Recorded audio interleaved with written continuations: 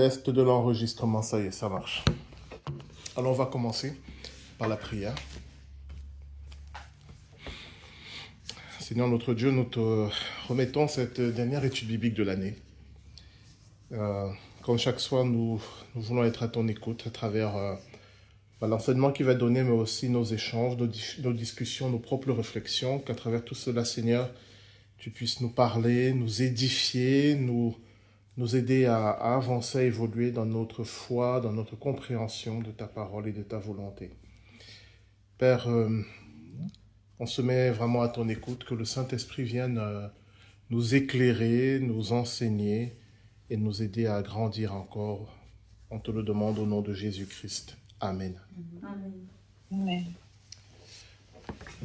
Bon, bonsoir, on va continuer l'Épître aux Romains. On va reprendre Romains chapitre 6, mais on s'est arrêté au verset 15. Enfin, avant le verset 15. Et donc, aujourd'hui, on va voir Romains chapitre 6 à partir du verset 15 et Romains chapitre 7.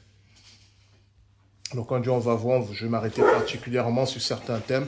Et encore une fois, s'il y a des choses sur lesquelles je passe rapidement dessus, mais qui pour vous sont intéressants, n'hésitez pas à m'interpeller. Comme ça, on développe un peu plus. Alors, Romains chapitre 6, je vais lire à partir du verset 15.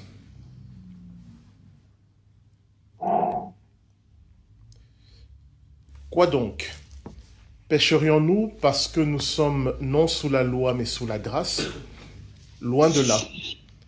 Ne savez-vous pas qu'en vous livrant à quelqu'un comme esclave pour lui obéir, vous êtes esclave de celui à qui vous obéissez, soit du péché qui conduit à la mort, soit de l'obéissance qui conduit à la justice?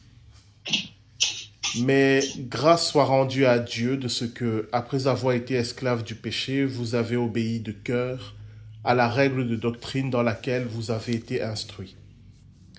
Ayant été affranchis du péché, alors il y a un micro qui est ouvert, je crois que c'est du côté de Annie, il y a un micro qui est ouvert, donc on a du bruit. Oui, excusez-moi. Donc je reprends, verset 18. Pardon. Ayant été affranchis du péché, vous êtes devenus esclaves de la justice. Je parle à la manière des hommes à cause de la faiblesse de votre chair. De même donc que vous avez livré vos membres comme esclaves à l'impureté et à l'iniquité pour arriver à l'iniquité, ainsi maintenant livrez vos membres comme esclaves à la justice pour arriver à la sainteté. Verset 20. Car lorsque vous étiez esclaves du péché, vous étiez libres à l'égard de la justice. Quels fruits portiez-vous alors? Des fruits dont vous rougissez aujourd'hui. Car la fin de ces choses, c'est la mort.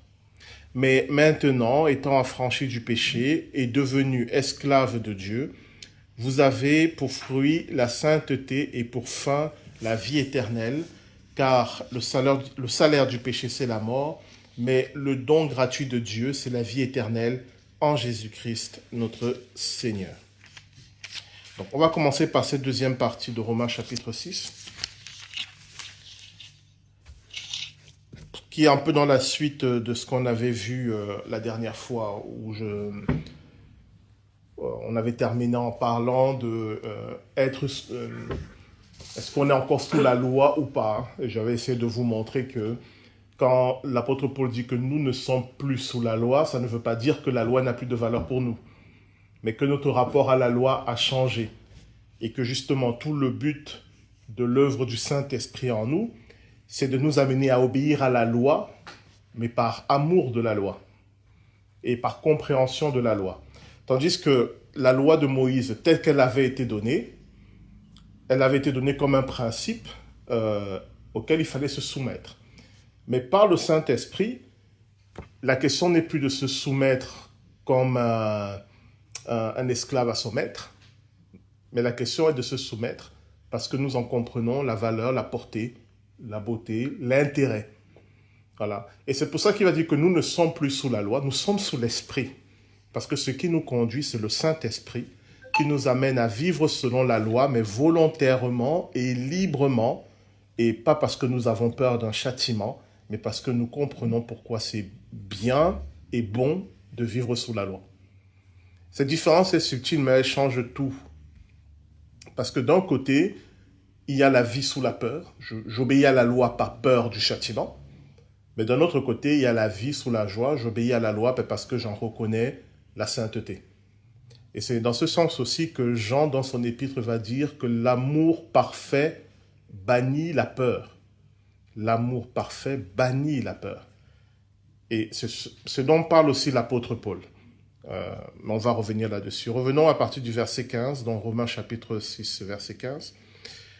Quoi donc pécherions-nous parce que nous sommes non sous la loi mais sous la grâce? Là, il répond à un argument qu'on a souvent opposé aux chrétiens de dire, vous parlez de la grâce, donc on est sous la grâce, on est pardonné, Dieu nous aime. Donc ça veut dire que je peux pécher alors maintenant.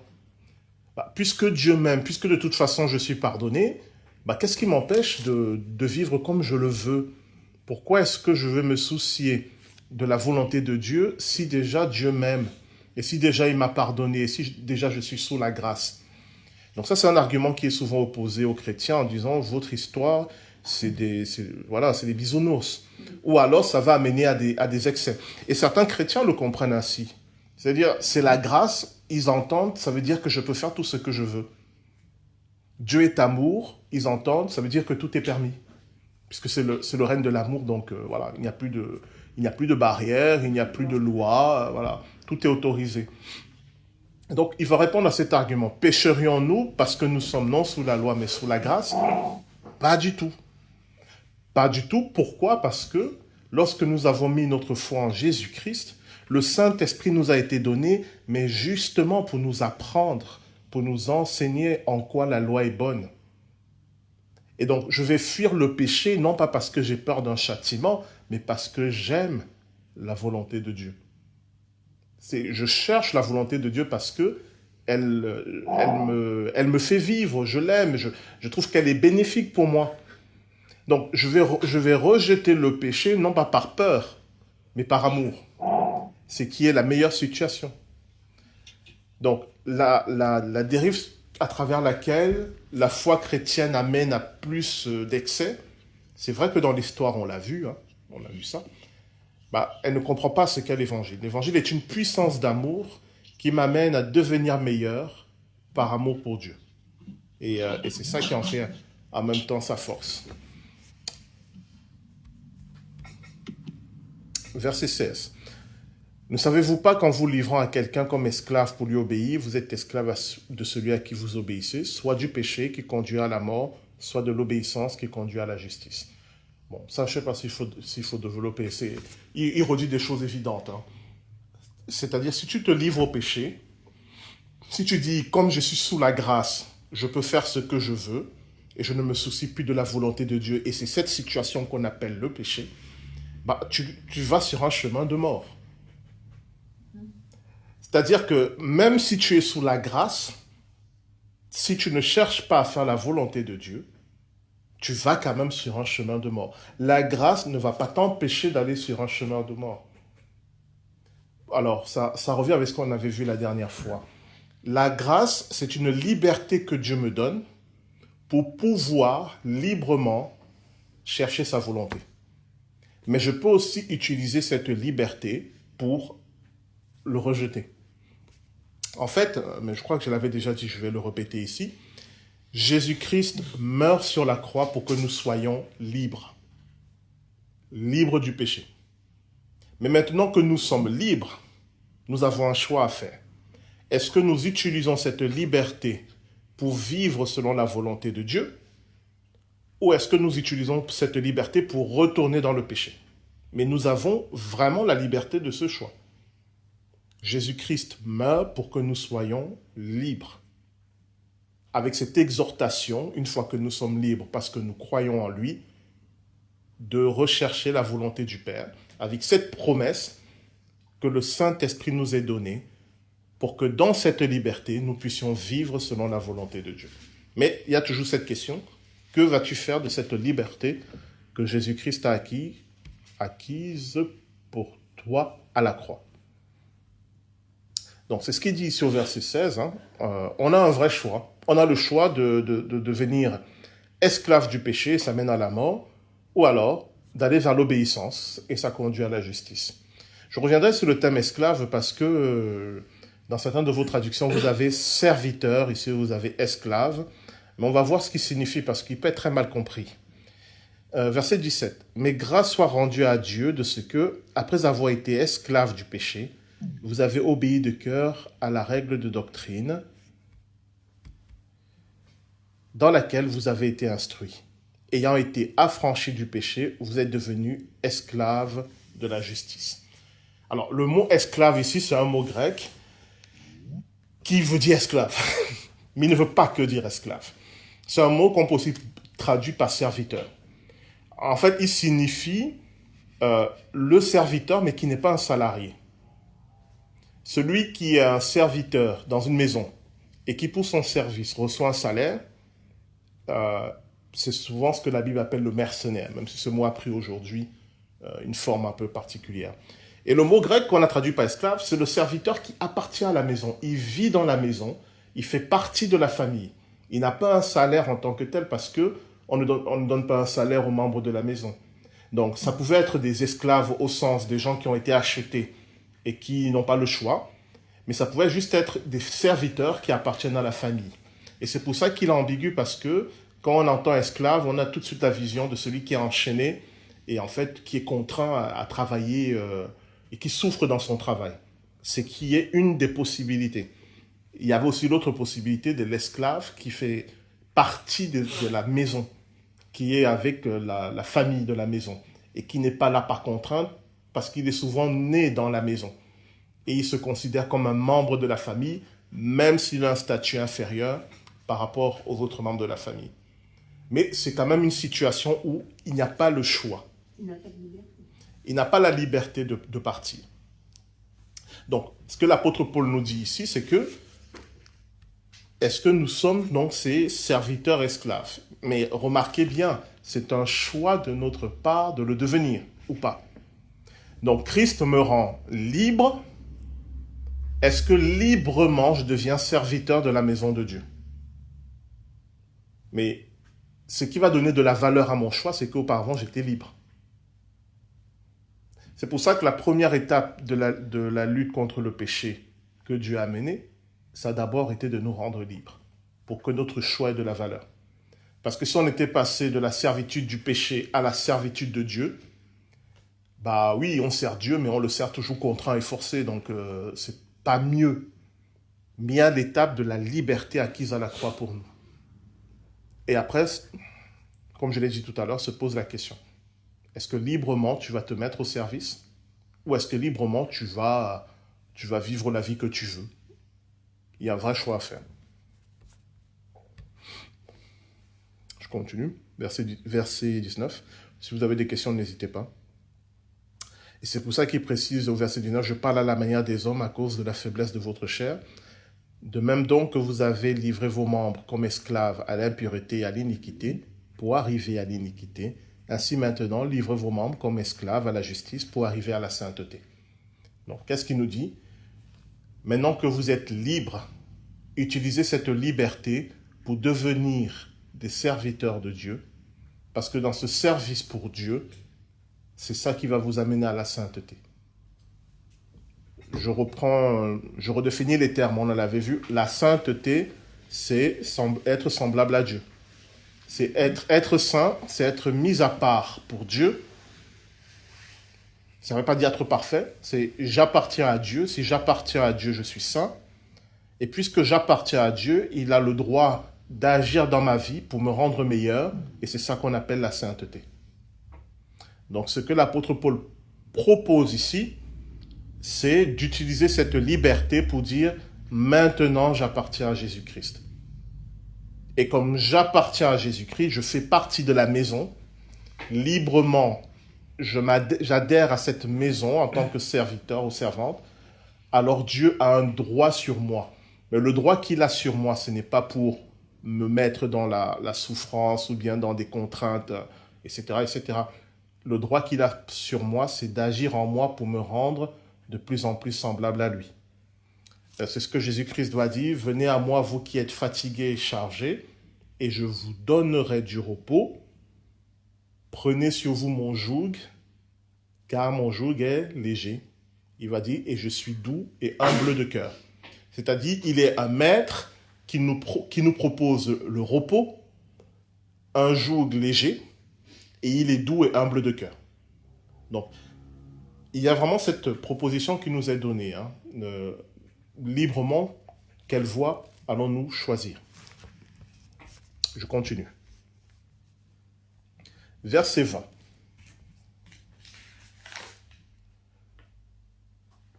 Et puis je reviendrai sur quelques points. Verset 20.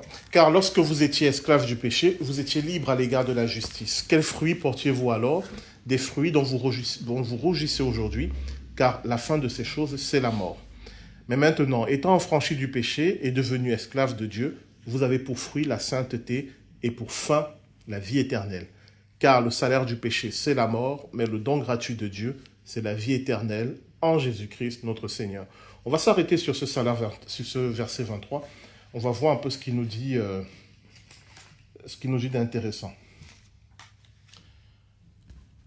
Le salaire du péché, c'est la mort, mais le don gratuit de Dieu, c'est la vie éternelle. Si librement, après que Jésus-Christ m'ait libéré, je choisis librement de vivre ma vie comme je l'entends, sans me soucier de la volonté de Dieu, c'est ça que la Bible appelle le péché, la finalité, ça sera la mort. Et la mort dont il est question ici, ce n'est pas simplement la mort biologique, c'est la mort spirituelle qui est la séparation éternelle avec Dieu. Si librement je m'éloigne de Dieu, je vais continuer ce chemin. Le salaire du péché, c'est la mort. Plus je m'éloigne de Dieu, plus je serai éloigné de Dieu. Sachant que ce n'est pas Dieu qui me repousse. C'est moi qui fais un choix, jusqu'à ce qu'il y ait un moment, un point de non-retour. Et ce point de non-retour, on ne sait pas à quel moment il est. Mais la Bible nous dit qu'il existe, ou on ne peut plus revenir vers Dieu. Et donc, le salaire du péché, la finalité du péché, c'est la mort. Mais le don gratuit de Dieu, c'est si au contraire j'utilise ma liberté pour aller vers Dieu, eh bien c'est la vie éternelle. Et je voudrais qu'on s'intéresse à ce terme vie éternelle, parce que c'est un terme qui est beaucoup présent, et on voit à peu près tout ce que c'est la vie éternelle, je ne sais pas. Mais je suis allé regarder un peu quels étaient les mots qu'on a traduits par vie éternelle, et ce n'est pas aussi simple qu'on le croit. Et notamment le mot éternel. C'est un mot grec qui fait partie des mots que les Grecs utilisent pour décrire le temps. En gros, les Grecs ont 3 mots principaux pour décrire le temps. Le premier, c'est aion, qu'on peut écrire en français A-I-O-N, ou un néon, écrivons-le comme il se prononce, aion, qui veut dire un cycle. Quelque chose qui a un début et une fin. Le deuxième terme, vous le connaissez un peu mieux, c'est chronos, qui veut dire le temps qui se déroule. Et le troisième terme, c'est kairos, qui veut dire le moment opportun, le bon moment. Et les Grecs vont utiliser ces 3 temps pour décrire le temps. Donc on a aion, qui est plutôt le temps cyclique. Par exemple, une vie, c'est un aion, c'est-à-dire elle commence, elle se déroule et puis elle a une fin. Alors que chronos, c'est pour décrire le temps qui passe. En minutes, en secondes, en heures, en jours, en mois, en années, c'est chronos. Et puis kairos, c'est plutôt le moment où il se passe quelque chose. Par exemple, la naissance de Jésus à la crèche à Bethléem, c'est un kairos, c'est un moment particulier. D'accord? Et ici, vie éternelle, c'est aion. Et c'est intéressant parce que normalement, ça décrit un cycle, quelque chose qui a un début et une fin. Et c'est vrai que ce mot, plus tard, des philosophes vont l'utiliser pour parler de l'éternité, mais à propos des divinités. Puisque les divinités sont immortelles, pour parler de la vie de leur divinité, les philosophes grecs vont utiliser ce mot aion, parce que leurs dieux ont un début, ils ont peut-être une fin, mais on ne peut pas la situer dans le temps. On ne peut pas dire qu'un dieu va disparaître à telle date ou à tel moment. Donc, ils vont utiliser ce terme aion qui veut dire une vie longue et pourquoi pas éternelle. Mais vous voyez que ce terme ne veut pas dire vie éternelle. Il veut dire une vie complète. Et j'ai même vu qu'en grec, ce mot aion veut dire aussi la force vitale. Et on va voir pourquoi c'est intéressant, parce que ça va nous permettre de comprendre pourquoi il y a certaines anomalies dans la foi chrétienne, enfin ce qui peut paraître comme des anomalies pour quelqu'un qui n'est pas chrétien. Puisqu'on dit quand tu es chrétien, tu as reçu la vie en Jésus-Christ, mais pourtant tu meurs. C'est bizarre. Alors on dit, oui, mais on a reçu la vie spirituelle. Ok, c'est vrai, hein, c'est pas faux, c'est vrai. Mais on peut se poser la question, mais pourquoi on meurt quand même? Pourquoi le jour où je me convertis, je n'entre pas entièrement et complètement dans la vie éternelle au sens où on l'entend? Voilà. Et ce que je voulais vous montrer, c'est que dans la Bible, quand on veut parler de la vie éternelle, on utilise l'expression toujours aion, mais différemment. J'ai pris Galates chapitre 1, verset 5. Je vais vous lire. Galates chapitre 1, verset 5. L'apôtre Paul dit ceci. Je vais commencer à partir du verset 3. Que la grâce et la paix vous soient données de la part de Dieu le Père et de notre Seigneur Jésus-Christ, qui s'est donné lui-même pour nos péchés, afin de nous arracher du présent siècle mauvais, selon la volonté de notre Dieu et Père, à qui soit la gloire au siècle des siècles. Amen. Et au siècle des siècles, c'est une expression grecque avec aion, mais je vais la prendre littéralement pour ne pas dire des bêtises. Ça se dit, au siècle des siècles, ça se dit aionas ton aionon. Au siècle des siècles, littéralement en grec, c'est pour les cycles des cycles. Et là, on comprend la notion de la vie éternelle. C'est-à-dire, l'apôtre Paul dit que Dieu est béni éternellement pour tous les cycles qui vont avoir lieu. Et là, oui, il y a la notion d'éternité. Est-ce que vous me suivez? C'est-à-dire, ce mot aion, dans le Nouveau Testament, quand on veut parler d'éternité, comme ici dans Galates chapitre 5, on l'utilise différemment. On fait un mot composé qui veut dire pour des cycles et des cycles et des cycles, qu'en français on a traduit pour des siècles et des siècles. Un siècle, c'est un aion, c'est-à-dire un temps qui a un début et une fin. Alors, le 20e siècle commence en l'an 1900, il se termine en l'an 1999. Donc c'est un aion, il a un début et une fin. Vous allez voir pourquoi je vous dis tout ça, je vais juste qu'on soit d'accord sur le vocabulaire. Et il y a d'autres exemples comme ça, c'est-à-dire que je trouve ça intéressant, dans certains passages de la Bible, quand on veut vraiment mettre l'accent sur la notion d'éternité, eh bien on n'utilise pas ce mot grec aion comme l'apôtre Paul l'utilise ici dans Romains chapitre 6. Ce qui me laisse supposer dans Romains chapitre 6 verset 23, car le salaire du péché c'est la mort, mais le don gratuit de Dieu c'est la vie éternelle, ça me laisse supposer que l'apôtre Paul ne veut pas dire la vie éternelle, la vie pour l'éternité. Il veut mettre l'accent sur autre chose. Attention, je ne dis pas que l'apôtre Paul ne croit pas à la vie éternelle. On a vu dans Galates chapitre 1, verset 5, que c'est une notion qu'il connaît. Mais quand il veut mettre l'accent dessus à propos de Dieu, il va utiliser une expression très particulière qu'on ne retrouve pas ici dans Romains chapitre 6, verset 23. Est-ce que ça va? N'hésitez pas si vous avez des questions. Alors voyons maintenant ce que ça peut nous amener comme interprétation. Je prétends rien du tout, je vous propose mon interprétation. Car le salaire du péché c'est la mort, mais le don gratuit de Dieu c'est une vie complète en Jésus-Christ notre Seigneur.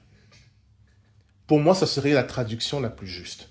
Ce n'est pas une vie éternelle, mais une vie complète, qui est, je ne vais pas dire qu'il y a un début et une fin, parce que justement, le point ici, c'est que cette fin, on ne peut pas savoir quelle sera. Et la Bible nous dit même qu'il n'y a pas de fin. Mais par contre, le mot aion met l'accent sur le fait que c'est complet. C'est tout un cycle de vie. Ça veut dire quoi? Ça veut dire que, ici, l'apôtre Paul ne dit pas que si je crois en Jésus-Christ, je vais vivre tel que je suis éternellement. Mais il dit que si je crois en Jésus-Christ, je vais vivre l'ensemble de ce que Dieu a prévu pour moi. Tout ce que Dieu a prévu pour moi.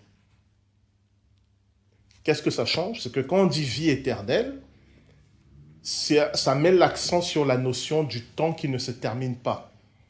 Alors que si on revient au sens de ce mot aion, ça met l'accent sur le contenu de ce temps, de ce qu'il va y avoir dans ce temps.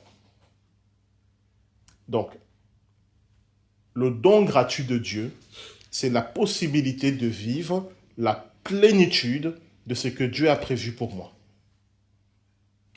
Il me semble que c'est un peu plus juste ce que l'apôtre Paul veut dire ici, selon mon interprétation.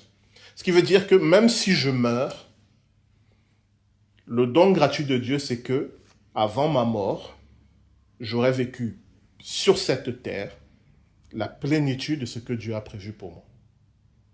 Et après ma mort, je vivrai dans un temps, pour le coup éternel, la plénitude de ce que Dieu a prévu pour moi. Aion met l'accent sur le cycle, sur le fait qu'il se passe quelque chose. Il y a quelque chose de déterminé. Le début et la fin sont là pour nous dire que c'est quelque chose de caractérisé. Alors que l'éternité, c'est plutôt quelque chose d'ouvert, mais on ne peut pas vraiment déterminer ce que c'est. On ne peut même pas se le représenter. Ici, il me semble que l'apôtre Paul veut plutôt nous envoyer le message que si librement je fais le choix de rechercher la volonté de Dieu dans ma vie, alors ce que Dieu va me donner, c'est la capacité de vivre tout ce qu'il a prévu pour moi. Et de ne rien manquer. Ça ne révolutionne pas le sens de ce verset, mais C'est un peu quand même. un tout petit peu, mais ça permet de mieux, pour moi, de mieux comprendre l'intention vers laquelle l'apôtre Paul veut nous diriger. Parce que je sais, Oui. je sais pas qui ça réconforte, à qui on promet la vie éternelle, mais moi ça me réconforte pas du tout. Enfin, je m'en moque complètement. On me vend une vie éternelle, ça m'a jamais touché, j'ai toujours été... Et là, comme tu le dis, bah, ça répond un peu à ce que j'ai vécu. C'est-à-dire que quand on est touché par la foi, on ressent comme une plénitude, comme quelque chose de... enfin, ça comble un vide qu'on avait avant. Oui. Je sais pas vous, si la promesse d'une vie éternelle, ça vous réconforte plus que ça. Ouais, ça facilite. Alors, ça va dépendre des personnes. Pour certains, vont être réconfortés par la notion d'une vie éternelle, pour savoir que tout ne s'arrête pas là. Mais ça ne va pas combler parce que l'éternité, c'est long. Et ça ne dit rien du contenu de cette vie éternelle. Quand tu dis vie éternelle, tu sais juste que c'est une vie longue. Et la Bible ne met pas l'accent sur le fait d'avoir une longue vie. Parce que je rappelle, quand la Bible parle de l'enfer, c'est aussi une éternité. Mais une éternité de souffrance. Donc la notion de vie éternelle n'est pas là pour nous dire que ça sera simplement long. Parce qu'on peut être dans l'éternité, dans la souffrance. La notion de vie éternelle est là pour nous dire que ça sera bon. Et donc, l'accent n'est pas mis sur la durée, mais sur ce qui va remplir ce temps-là. Et le fait qu'ici l'apôtre Paul utilise le terme aion montre qu'il met l'accent plutôt, non pas sur la durée, mais sur le fait qu'il y a quelque chose de complet, de plein, voilà, qui est très difficile à exprimer. Moi, l'image qui me vient, c'est vraiment quelque chose qui a vu toute sa plénitude. Le chrétien est déjà dans la vie éternelle. Alors, dans ce sens-là, oui, le chrétien est déjà dans la vie éternelle. Et pour moi, ça me paraît beaucoup plus juste, par rapport à ce que dit Michael, justement. C'est que si on dit là, le chrétien est déjà dans la vie éternelle, oui, mais les chrétiens meurent. Donc, oui, mais si c'est dans la plénitude de ce qu'il a prévu pour nous. Voilà. Si on ne met pas l'accent sur cette notion de plénitude, l'argument que quelqu'un qui ne connaît pas l'évangile peut donner, c'est de dire, mais comment ça peut être la vie éternelle s'il y a la mort qui vient d'entrecouper? En général, la réponse des chrétiens, c'est de dire, la mort, ce n'est qu'un passage. C'est vrai, hein, je ne suis pas en désaccord avec ça. Ce n'est qu'un passage, et cette vie éternelle... D'une vie à une autre vie. Voilà, cette vie éternelle continue. Ce n'est pas faux. Mais le terme qui est utilisé ici par l'apôtre Paul, il va plutôt mettre l'accent sur le fait que le cycle que Dieu a prévu pour moi, il va s'accomplir. Même s'il y a la mort qui intervient dans ce cycle, la mort n'interrompt pas ce cycle dans lequel je suis déjà. Je ne sais pas si je m'exprime bien. Et c'est ça qui est important. Ce qui est important, ce n'est pas la durée, c'est le contenu. Alors, c'est vrai que la Bible dit, notamment dans l'Apocalypse, la notion d'éternité, elle y est, c'est-à-dire des cycles et des cycles et des cycles. Mais c'est très intéressant parce que c'est quand même des cycles, c'est-à-dire que éternellement, on va vivre des choses qui auront un début et une fin, et après on va entrer dans quelque chose, et après on va entrer dans quelque chose. Je ne sais pas si vous voyez. Pardon? Est-ce qu'un cycle a une durée? Le cycle a une durée. On ne sait pas laquelle, mais il a une durée. Un peu, la vie d'un être humain, c'est un cycle. Et donc pour certains, c'est 100 ans, pour d'autres, c'est 80, pour d'autres, c'est 20. Vous voyez, donc, ce qui va compter, en fait, c'est pas la durée du cycle, c'est qu'est-ce qu'il y a dedans. Quelqu'un qui vit 100 ans de souffrance, on ne pourra pas lui dire que c'était une merveilleuse période. Donc ce terme-là, Aion, il met l'accent sur le fait que l'éternité, et là peut-être ça revient à la remarque de Michael, l'éternité, ça sera un ensemble de cycles. C'est-à-dire des choses qui vont commencer et qui vont arriver à la fin. La fin, ce n'est pas la destruction. La fin, c'est l'aboutissement. Par exemple, quand Dieu crée, sa création arrive à un aboutissement, qui n'est pas la mort de sa création, qui est juste qu'elle, ça y est, elle est dans la plénitude de ce qu'elle doit être. Et une fois qu'elle a atteint cette plénitude, il y a quelque chose de nouveau qui peut commencer. Et parfois quelque chose d'autre.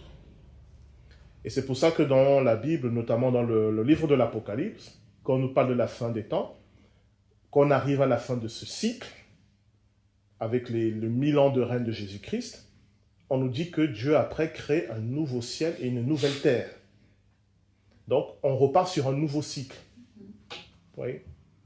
Et cette notion de cycle, elle est intéressante parce qu'elle introduit l'idée que le contenu aussi a de la valeur et pas simplement la durée. Je ne sais pas s'il y a d'autres questions, remarques par rapport à ça. Oui, j'ai peut-être une question. Oui. Je ne sais pas si vous m'entendez. Oui, on t'entend. Pour revenir sur cette notion de cycle, là, la question que je me posais, est-ce que cette notion de cycle des cycles, est-ce qu'on ne pourrait pas le voir dans le sens où parfois, lorsque l'on a compris quelque chose par rapport au texte biblique ou par rapport à notre relation avec Dieu, ben, c'est comme si alors tout ce qu'on avait vécu avant s'achève avec cette nouvelle révélation et on démarre un nouveau cycle, c'est-à-dire qu'on voit les choses différemment, on n'a plus le même regard qu'avant, on est maintenant dans une nouvelle perspective, on entre dans un nouveau cycle. Et de cette manière, à chaque fois qu'on a une relation avec Dieu, ben, on termine des cycles pour entrer dans un nouveau cycle. Je ne sais pas si on peut voir les choses comme ça finalement. Pour moi, je pense qu'on peut le voir parce qu'on a des exemples bibliques. L'exemple qui me vient en tête, c'est Abraham. Dans une partie de sa vie, il s'appelle Abraham. Jusqu'à un moment où Dieu lui donne un nouveau nom. Et typiquement, avoir un nouveau nom, cela veut dire qu'on est passé à quelque chose d'autre. Et Abraham, quand il devient Abraham, selon moi, il est passé à un nouveau cycle de sa vie. Il n'est plus tout à fait le même. On ne peut pas dire que Abraham est mort et a disparu. Ce n'est pas vrai. Donc, les cycles précédents, si on en tire les leçons, et la leçon, c'est-à-dire ce que Dieu voulait qu'on en tire, on peut entrer dans le cycle suivant en ayant plus d'expérience. Donc, moi, je pense qu'on peut tout à fait dire ça. Et que ce n'est pas des choses justement tranchées et brutales où on efface tout ce qu'il y avait avant et puis il y a quelque chose de nouveau qui commence. Par exemple, le jour où je me convertis, j'entre dans un nouveau cycle de ma vie. Mais ma mémoire n'est pas effacée par rapport à mon passé.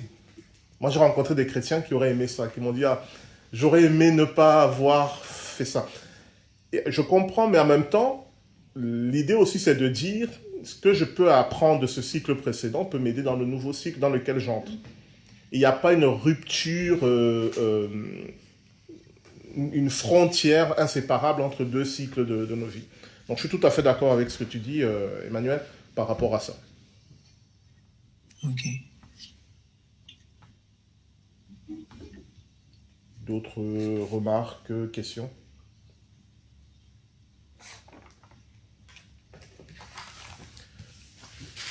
Voilà, donc je vous propose cette petite interprétation, mais pensez-y quand on parle de la vie éternelle, c'est pas simplement une affaire de durée, c'est surtout une affaire d'accomplissement. Voilà, c'est le terme que je cherchais. C'est un accomplissement. Voilà. Et la vie éternelle est décrite comme des cycles, c'est-à-dire des accomplissements et des accomplissements. Alors c'est vrai que ces accomplissements que nous vivons n'auront pas une fin, on va dire à un moment, tu arrives au bout et tu disparais. Mais ça veut dire que chaque fois que j'aurai fini un accomplissement, un nouveau me sera proposé, etc., etc. Donc ce terme met l'accent sur le contenu plutôt que sur la durée. Et il me semble que la promesse de Dieu, elle est plutôt là.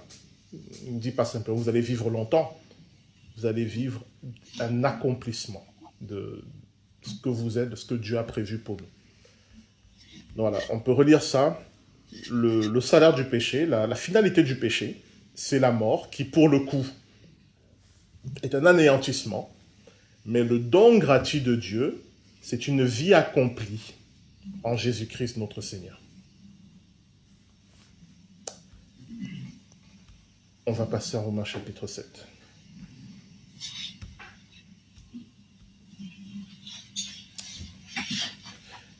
Et là, je vais vous lire juste d'abord les versets 1 à 3, parce que là, il y a un petit problème qu'il va falloir qu'on règle avant de continuer. Donc, Romains chapitre 7, les versets 1 à 3.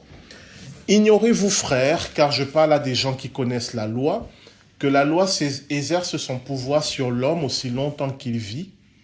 Ainsi, une femme mariée est liée par la loi à son mari tant qu'il est vivant, mais si le mari meurt, elle est dégagée de la loi qui la liait à son mari. Si donc, du vivant de son mari, elle devient la femme d'un autre homme, elle sera appelée adultère. Mais si le mari meurt, elle est affranchie de la loi, de sorte qu'elle n'est point adultère en devenant la femme d'un autre. » Pourquoi on va s'arrêter sur ces premiers versets? Parce que ce passage a été utilisé dans l'histoire de l'Église, et malheureusement encore aujourd'hui, pour dire que la parole de Dieu interdit non seulement le divorce, mais aussi le remariage du vivant du ou de la conjointe. Puisque si on le lit comme ça, si une femme se marie à un autre homme du vivant de son mari, elle est adultère. Donc, notamment encore aujourd'hui dans l'Église catholique, non seulement le divorce est considéré comme un péché, mais le remariage est interdit. Et je voulais qu'on s'arrête parce que j'avais été amené à aller faire une conférence dans une association catholique, de catholiques qui avaient vécu le divorce, qui était en marge de l'Église, où j'avais essayé de leur montrer et de démontrer que il n'est jamais question dans la Bible, ni dans le Nouveau Testament, ni dans les enseignements de Jésus, d'interdire le divorce. Ça se démontre. Et j'avais notamment pris ce passage aussi pour un peu casser la lecture habituelle de ce passage, où on croit lire une interdiction du remariage. Ce qui est absurde parce que vous avez vu le propos dans Romains chapitre 6. Là, on est dans la suite. Pourquoi soudainement l'apôtre Paul, il vient là et dit, au fait, le remariage est interdit, et puis il continue sur la loi, le péché, la grâce, qui était son propos précédent. Donc, en fait, ici, il nous donne un exemple pour illustrer ce qu'il est en train de dire. Alors, on va voir son exemple, qui est tout à fait pertinent, mais on va voir que ce n'est en aucun cas un passage qui dit que si une femme divorce ou un homme et se marie du vivant de son conjoint, elle est adultère. Ce n'est pas du tout ce que l'apôtre Paul dit. Alors on va voir ça. Donc, ici il commence en disant la loi exerce son pouvoir sur l'homme aussi longtemps qu'il vit. Bon, jusque-là ça va. Et là il prend un exemple pour illustrer. Une femme mariée est liée par la loi à son mari tant qu'il est vivant. Bah oui. Le lien du mariage, c'est un lien jusqu'à ce que la mort nous sépare. Donc, c'est le lien quand un des conjoints décède, le lien du mariage disparaît. Une personne qui sera encore liée à son mari ou à sa femme de feinte, c'est quand même problématique. On va dire qu'il y a un deuil qui ne se fait pas. Donc, son exemple est tout à fait cohérent. La mort rompt les liens du mariage. Verset 3. Si donc du vivant de son mari, elle devient la femme d'un autre homme. Et là, on a un problème en français notamment parce que le mot femme qui veut dire la partie féminine de l'humanité veut aussi dire l'épouse. C'est le même mot. Donc, ici, si elle devient la femme, nous on comprend, si elle devient l'épouse d'un autre homme, elle sera appelée adultère. Or, ce n'est pas du tout ce que l'apôtre Il ne Paul parle dit. pas de femme divorcée, là. Il parle d'une femme qui aurait laissé son mari pour aller reprendre une autre, peut-être. Sans passer par le divorce. Bah justement, il parle de l'adultère, tout simplement. Voilà. Mais le problème, c'est que si du vivant de son mari, elle devient la femme d'un autre, beaucoup ont interprété ce passage comme étant un remariage suite à un divorce. Alors qu'en grec, et c'est pour ça que c'est important, littéralement en grec, si du vivant, donc de son vivant, elle devient, et là en grec, il n'y a pas le mot femme, et c'est pour ça que le traducteur, il a rajouté le mot femme, parce que littéralement en grec, si de son vivant, elle devient celle d'un autre, elle sera appelée adultère. C'est-à-dire que dans le texte, l'apôtre Paul ne dit pas si de son vivant elle devient la femme d'un autre. Ou en français et dans d'autres langues, on peut comprendre l'épouse d'un autre. C'est qu'il dit si de son vivant elle s'unit à un autre homme, comme on appelle une femme mariée qui a une relation avec un autre homme, une adultère. C'est tout simplement ce qu'il dit. Oui, ça paraît évident que c'est de ça qu'il parle. Ça paraît évident, mais c'est pas évident. C'est pas évident parce que Oui, parce qu'ils ont été chipotés sur les termes. Oui, mais parce qu'ils ont rajouté le mot femme qui n'y est pas et du coup ça met une grosse ambiguïté. Alors que dans le texte original, on comprend que l'apôtre Paul parle d'une relation sexuelle et c'est pour ça que c'est un peu une tournure avec de la pudeur. Et si du vivant de son mari, elle fait un avec un autre, elle sera appelée adultère. C'est simplement ça qu'il dit. Il dit que si tu es sous une loi et que tu es infidèle à cette loi, tu es appelé adultère à cette loi. Donc si tu es sous la loi du mariage et que tu es infidèle à la loi du mariage, tu es appelé adultère. Il est juste dans quelque chose pour illustrer son propos. Mais comme on a traduit en rajoutant le mot femme, et dans certaines traductions, on a rajouté le mot épouse, ça semblait dire que si une femme épouse un autre homme du vivant de son mari, donc sous-entendu avec qui elle n'est plus, elle est appelée adultère. Et donc on a dit, le remariage amène à l'adultère. Au lieu de « elle appartient à un autre homme », ils ont dit « elle épouse ». Alors en grec, c'est même plus qu'appartenir. C'est vraiment, il n'y a même pas un verbe, c'est vraiment l'idée qu'elle fait un avec un autre homme. Oui, non, mais les catholiques, ils disent, ça c'est sur le verset 3, Oui. donc si du vivant de son mari, la femme épouse un autre homme, c'est ça qu'ils ont traduit? C'est ce qui a été traduit dans la plupart des traductions. Pas simplement les catholiques, chez les protestants aussi et chez les évangéliques aussi. Oui, parce que là, c'est une traduction protestante, Louis II. Oui, Louis II, c'est protestant, oui.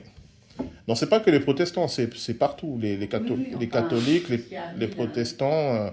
Je prends un peu dans Louis II, si elle devient la femme d'un autre, la Bible Martin, si elle épouse un autre mari, on est déjà dans l'interprétation, parce qu'il n'y a pas le mot épouser, il n'y a même pas le mot un autre mari. Si tu n'es pas divorcé, tu ne peux pas épouser quelqu'un d'autre. En France, en tout cas la loi française, ne t'autorise pas à épouser quelqu'un d'autre si tu n'es pas divorcé. Bien sûr. Mais le texte, s'il est mal traduit, il y a plein de sous-entendus. Je vois la traduction... Non, mais ça a brisé des vies, quand même. C'est-à-dire des personnes qui sont divorcées et qui sont, je ne sais pas les gens que j'ai rencontrés, qui sont en couple avec quelqu'un, mais pas mariés parce que l'Église, dans l'occurrence là c'était l'Église catholique, ne veut pas. Donc ils sont dans une situation, bon en France maintenant il y a le Pax, donc il y a, au point de vue juridique ça va, mais ils sont chrétiens, ils croient en Dieu, mais juste ils ne peuvent pas se marier. Pourquoi? Parce que, à cause de ce passage, mais aussi à cause de certains passages des évangiles, où Jésus semble dire que le divorce est un péché, mais c'est pas ce qu'il dit, bah, il se retrouve dans une situation un peu piégée. Moïse a donné une lettre de divorce. On a dit que de toute façon, c'est Dieu on a dit, c'est parce que les hommes sont durs que Dieu les autorise à divorcer au lieu. Oui. Oui, je crois que c'est quelque chose comme ça. Ouais. Donc finalement, le divorce n'est pas interdit. Si Ouais, je suis tu d'accord. épouses quelqu'un qui a des travers, des trucs que tu ne supportes pas, tu as passé ta vie avec, pour je ne sais trop. Alors, rapidement, hein, parce qu'il y a la parole de Christ dans Matthieu, bon, on va le voir hein, comme De ça. toute façon, à cette époque-là, ce serait crétin qui dit ça, que une femme allait épouser un autre homme, puisque tu pouvais épouser qu'un homme. Tu dis Oui, mais la Bible a 2000 ans d'histoire, c'est-à-dire on a eu les époques ont changé, il y a un texte qui a été écrit à une époque particulière, et en 2000 ans, les époques changent. Jusqu'à une époque où on dit, notamment ce texte et d'autres enseignements de Jésus, interdisent non seulement le divorce, mais alors si tu es divorcé, interdit le remariage. Et ça a été, et c'est encore quelque chose qui est enseigné. Pourquoi? Parce qu'il y a une confusion avec ce que... Il y a quelque chose que la Bible condamne, effectivement, mais ce n'est pas le divorce, c'est la répudiation. Et en fait, comme c'est un terme qui aujourd'hui n'a plus vraiment de sens pour nous, on ne sait pas ce que c'est. Bah, la répudiation, c'est quand un homme renvoyait sa femme. Parce que c'était dans ce sens, ça marchait. Hein. Donc, je cherche le test de... Voilà. Ce que Jésus dit dans Matthieu. Voilà. Matthieu chapitre 5, verset 31. Il a été dit que celui qui répudie sa femme lui donne une lettre de divorce. Mais moi, je vous dis que celui qui répudie sa femme, sauf pour cause d'infidélité, l'expose à devenir adultère, et que celui qui épouse une femme répudiée commet un adultère. Donc, ce passage, par exemple, on a dit, Jésus est contre le divorce. Sauf que il parle de la répudiation. Et justement, il vient rétablir une loi de justice en disant, Moïse dit, si tu veux chasser ta femme de chez toi, tu dois lui donner une lettre de divorce. Tu dois mettre fin au mariage. Sauf que dans la pratique juive, quand tu répudies ta femme, tu dois prendre soin d'elle jusqu'à ce qu'elle meure ou jusqu'à ce qu'elle se remarie. Donc, si tu la répudies, tu dois payer ce qu'on appelle le guet, qui est établi lors du moment du mariage, qui est une sorte de pension alimentaire de l'époque, pour que cette femme ne se retrouve pas complètement démunie. Okay? Et c'est ça que la loi de Moïse dit. Tu veux répudier ta femme, mais tu as l'obligation de prendre soin d'elle jusqu'à ce qu'elle se remarie, et tu dois lui donner une lettre de divorce pour que le mariage soit rompu et pour qu'elle puisse se remarier. Mais tant qu'elle n'est pas remariée, tu lui verses le guet. Or, on le voit parce qu'on voit dans l'Ancien Testament des prophètes qui dénoncent aussi ça, des hommes qui répudiaient leur femme, mais sans lui donner la lettre de divorce. Qu'est-ce que ça changeait? Mais ils n'avaient pas de guet à verser. Parce qu'ils étaient toujours mariés. Oui. Et notamment, il y a un des prophètes qui va dénoncer ça. Et du coup, les femmes, elles étaient adultères. Si cette femme, elle allait vers un autre homme, elle était adultère, puisqu'elle est toujours mariée. Donc, double peine. Donc, double peine. Elle a pas le guet et en plus, elle est adultère. Bon. Et donc, ce que Jésus dit ici, il a été dit que celui qui répudie sa femme lui donne une lettre de divorce. Le problème, c'est qu'en français, on a traduit « mais moi, je vous dis ». Et en français, le « mais » établit une opposition. Sauf que le mot grec ici, il veut dire à la fois « mais », mais il peut aussi dire « et ». Vous voyez, donc, il est très difficile à traduire. Ce que le Christ dit ici, c'est pas qu'il est opposé à ce que Moïse dit. Ce qu'il dit « et moi, je vous dis », il rajoute « celui qui répudie sa femme », sous-entendu, sans lui donner une lettre de divorce, sauf pour cause d'infidélité. Pourquoi sauf pour cause d'infidélité? Parce que si elle est déjà adultère. Donc celui qui ne donne pas une lettre de divorce à sa femme au moment où il la répudie, il expose sa femme à devenir adultère. Et celui qui épouse une femme qui est répudiée sans qu'elle ait une lettre de divorce, il commet un adultère parce qu'elle est toujours mariée. En fait, ce que Jésus fait ici, et là il est dans la continuité des prophètes, il rappelle la loi de Moïse qui était de donner une espérance à ces femmes. Parce qu'une femme répudiée mais pas divorcée, sa vie est en fait finie. Elle ne peut pas se remarier, elle ne peut pas avoir cette pension alimentaire puisqu'il n'y a pas de divorce, Donc, elle est juste condamnée à la misère. Okay. Pour vous dire à quel point c'était important, le roi David, il avait mis en place un système, justement lié au guet, qui faisait que lorsqu'un soldat allait à la guerre, il donnait à sa femme une... non, je dis n'importe quoi. Le guet, c'est ce que le roi David a mis en place. La pension alimentaire, c'est un autre nom, c'est pas le guet. Le guet, c'est le système que le roi David a mis. Quand un soldat va à la guerre, il donne à sa femme ce qu'on appelle le guet, c'est le bon terme, qui est la lettre de divorce. Pourquoi? Parce que s'il meurt à la guerre et qu'on ne retrouve pas son corps, elle peut se remarier. Alors que s'il ne lui avait pas donné ça, et qu'il meurt à la guerre et qu'on ne retrouve pas son corps, il est supposé vivant et elle n'a pas le droit de se remarier, puisque les femmes n'ont pas le droit d'entamer la procédure de divorce. Donc, ce que le roi David avait mis en place avec le guet, c'était de dire à ses soldats, avant de partir, vous donnez cette lettre à votre femme. Si vous ne revenez pas, elle est libre, elle peut se remarier. Si vous revenez, on déchire le guet et la vie continue. Il faut connaître ça pour comprendre l'histoire de David et la femme de Uri. On en avait parlé, où on dit que David a commis un adultère, alors qu'en fait, il n'a pas commis un adultère puisqu'elle avait le guet et il a vérifié qu'elle avait le guet. Voilà.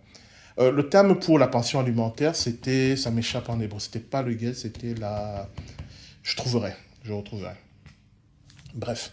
Revenons là, je voulais parler de ça parce que j'ai vu que ce passage de Romains, avec d'autres passages du Nouveau Testament, ont plongé beaucoup de gens dans la souffrance parce qu'ils pensent que si malheureusement ils ont vécu un divorce et veulent refaire leur vie, eh bien Dieu condamne ça, ce qui n'est pas vrai. Alors certains m'avaient dit oui, mais le Christ dit que Dieu ne sépare pas, que l'homme ne sépare pas ce que Dieu a uni. Oui. Mais si les gens se sont séparés avant qu'ils ne connaissent, avant la repentance, ça ne marche pas. Ils ne vont pas rester toute leur vie comme ça. Oui, parce que la Bible dit que les choses anciennes sont passées. Donc, avant, je ne sais pas, moi, telle date, ils ont divorcé, etc. Peu importe sa vie. Ils rencontrent le Seigneur sur le chemin, ils croient en Dieu, ils se fait baptiser, ils entament une marche avec le Seigneur Jésus. Est-ce que son passé va le suivre tout le temps? Si on en croit l'interprétation traditionnelle qu'on trouve dans l'Église catholique et même dans certaines églises évangéliques, oui, il n'a pas le droit de se remarier. Et pourtant, la Bible dit que les choses anciennes sont passées. Je sais bien, mais il n'a pas le droit. Mais non, si on prend le texte biblique, bien sûr qu'il a le droit. Pourquoi le Christ dit que l'homme ne sépare pas ce que Dieu a uni? C'est parce que quand on se marie, le mariage n'a pas une durée déterminée dans le temps. On ne se marie pas pour 5 ans, pour 10 ans, pour je ne sais pas combien d'années. On se marie pour l'éternité. Les engagements qu'on prend dans le mariage, c'est jusqu'à ce que la mort nous sépare. Donc, le mariage reste un engagement jusqu'à ce que la mort nous sépare. Et le divorce reste une manière de mettre fin à un engagement qui n'a pas pu être tenu. Parce que certains disent, oui, mais le mariage, on ne peut pas divorcer puisque le mariage, il est jusqu'à la fin. Voilà. Mais oui, et là on trouve la parole de Moïse, Dieu connaissant la dureté de notre cœur, littéralement, notre cœur fermé. C'est-à-dire que Dieu, sachant qu'il y a des situations où nous ne pouvons plus aller plus loin, il a permis de se désengager de cette alliance du mariage. Et il faut voir comment c'était pratiqué dans l'Ancien Testament. C'est-à-dire que le mariage est célébré pour la vie, mais quand la situation conjugale amène à une destruction de l'un ou de l'autre ou des deux, la communauté, et ça c'est très intéressant, c'est la communauté qui essaie de réconcilier les époux, et si on n'y arrive pas, qui prend acte du fait qu'il faut mettre fin à l'alliance du mariage, avec l'obligation pour l'homme de prendre soin financièrement de la femme jusqu'à ce qu'elle se remarie ou jusqu'à sa mort. Vous voyez, il n'était pas en train de dire que le divorce, c'est léger, c'est facile, c'est tout. Non, il est en train de dire ça acte une impossibilité, mais il faut bien faire les choses. Et comme c'est les hommes qui avaient l'initiative de demander le divorce, mais il fallait l'accord de la femme, La femme ne peut pas demander le divorce, mais il ne peut pas avoir de divorce sans son accord. Et comme dans cette société, le sort des femmes était beaucoup plus, comment on dit, Précaire. précaire que celui des hommes, on met en place un système où une femme qui a été divorcée ne se retrouve pas abandonnée et livrée à elle-même. N'oubliez pas que dans les catégories des pauvres en Israël, c'était l'étranger, la veuve et l'orphelin. On peut aussi rajouter la divorcée, mais comme la divorcée, normalement, elle avait le guet, ça allait. Mais la veuve, elle ne peut pas avoir de pension, voilà. Et c'est sa famille qui doit prendre soin d'elle. Mais si sa famille ne veut pas, elle se retrouve dans une situation très précaire. Donc voilà, je ferme cette parenthèse, mais c'était juste pour que si un jour on vous parle de ce texte comme interdisant le remariage, tout ça, vous puissiez avoir quelques éléments de réponse. Et voilà. Ce n'est pas le seul texte, hein. Le principal, c'est Matthieu chapitre 5, le verset 31. Mais là, j'ai fait très rapidement, mais avec l'étude des mots grecs, on voit très bien que Jésus va distinguer deux choses, le divorce et la répudiation. Et cette distinction entre le divorce et la répudiation, on la retrouve aussi dans l'Ancien Testament. Et on voit que ce que Dieu combat, c'est la répudiation.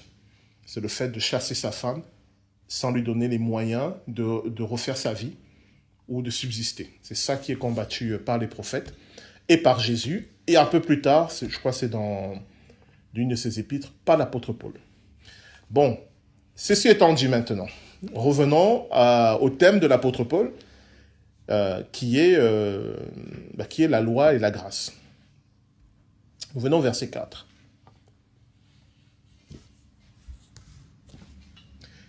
Dans Romains chapitre 7, verset 4. Sauf s'il y a des questions, je ne vais pas demander à ceux qui sont en ligne s'ils ont des questions.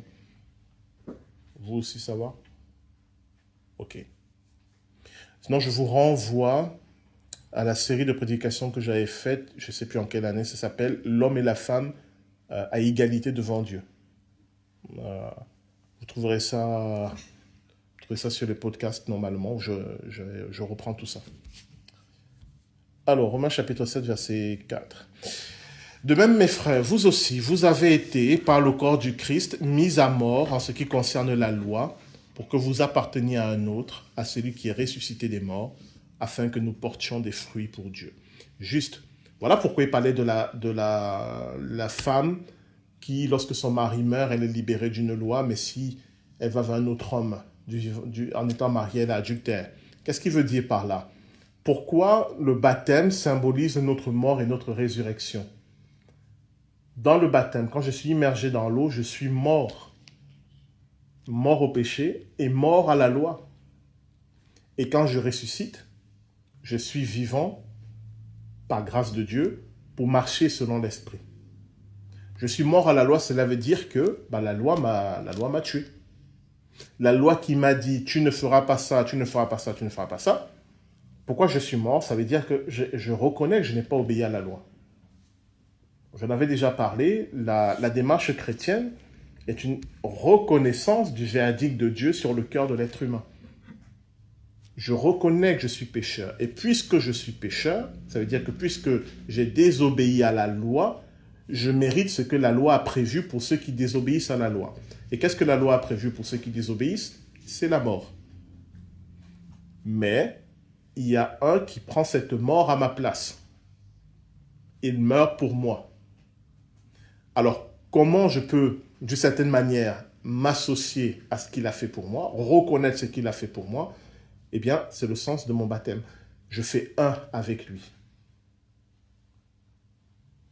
Quand je fais un avec Jésus-Christ, je meurs avec lui à la croix, en reconnaissance du verdict de la loi. Et donc, comme j'ai été jugé, condamné, reconnu coupable par la loi, je peux recevoir la grâce. Puisque, je le rappelle, la grâce n'est donnée qu'à ceux qui ont été reconnus coupables.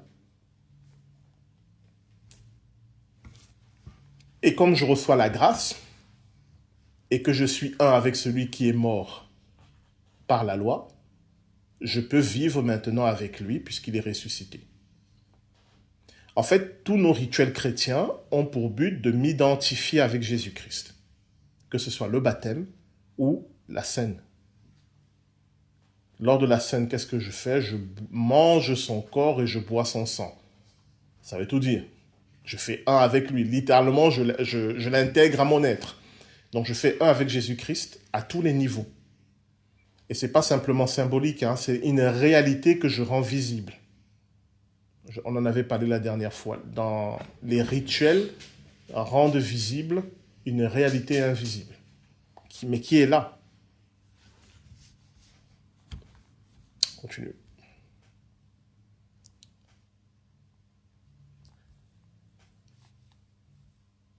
Alors, on va entrer dans une partie un peu complexe, mais on va y arriver. Verset 5. Car lorsque nous étions dans la chair, les passions des péchés, provoquées par la loi, agissaient dans nos membres, de sorte que nous portions des fruits pour la mort. Mais maintenant, nous avons été dégagés de la loi, étant morts à cette loi sous laquelle nous étions retenus, de sorte que nous servons dans un esprit nouveau et non selon la lettre qui a vieilli. Je continue. Que dirons-nous donc? La loi est-elle péché? Loin de là. Mais je n'ai connu le péché que par la loi. Car je n'aurais pas connu la convoitise si la loi n'eût dit « tu ne convoiteras point ».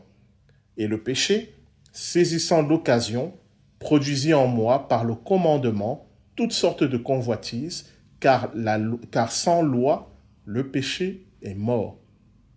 Pour moi, étant autrefois sans loi, je vivais, mais quand le commandement vint, le péché reprit vie, et moi je mourus. Ainsi, le commandement qui conduit à la vie se trouva pour moi conduire à la mort. Car le péché, saisissant l'occasion, me séduisit par le commandement, et par lui me fit mourir. La loi donc est sainte, et le commandement est saint, juste et bon. Ce qui est bon a-t-il donc été pour moi une cause de mort? Loin de là. Mais c'est le péché, afin qu'il se manifestât comme péché, en me donnant la mort par ce qui est bon, et que par le commandement, il devint condamnable au plus haut point. On va faire une pause là. Je sais. Alors, je vous rappelle que c'est un traité de théologie que l'apôtre Paul écrit aux Romains, donc c'est pas censé être une lecture qui coule comme ça. C'est des choses qu'il faut lire, relire, méditer, réfléchir. Mais il comprenait les Romains? Oui, il comprenait. Parce que c'était des curés? Non.